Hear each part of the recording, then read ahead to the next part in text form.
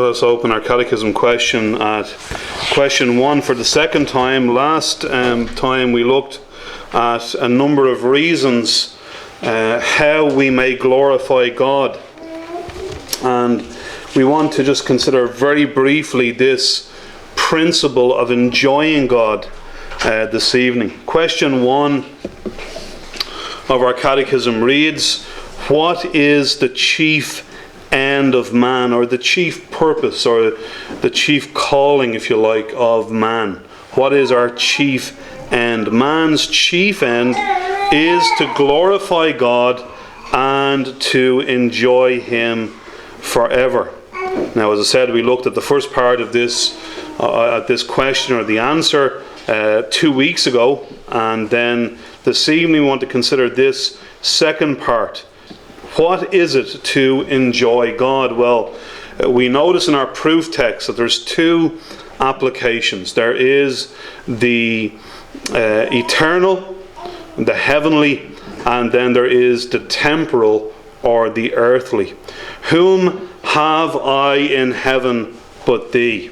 And there is none upon earth that I desire beside thee. My flesh and my heart faileth, but God is the strength of my heart and my portion forever. There's a sense in which the first part of verse 25 is, in a sense, comparatively easy to say. I say comparatively.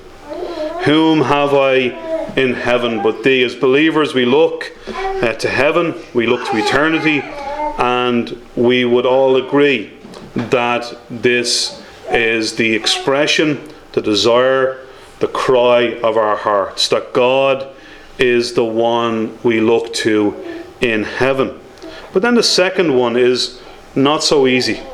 And there is none upon earth that I desire beside thee.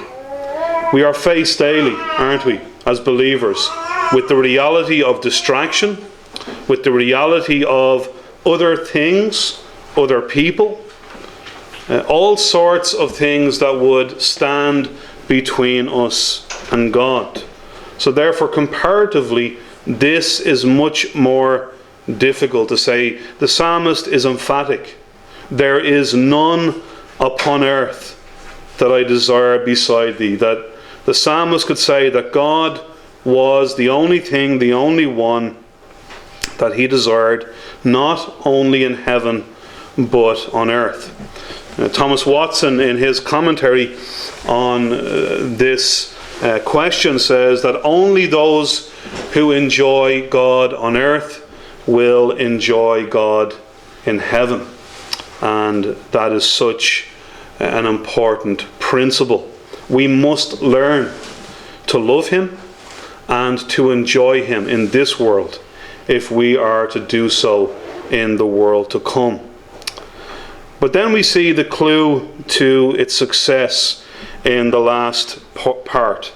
My flesh and my heart faileth. Yes, we are weak. In fact, some of the prayers that were prayed even this evening reveal this, or emphasize this, that we don't come to God because we always love Him as we should. No, we fail. The flesh, the outward, and the heart faileth, the inward faileth. But God is the strength of my heart and my portion forever. Two things there. It's as we realize where our strength is, and as we realize what our inheritance or our portion is, that we will learn to love God and to enjoy Him more.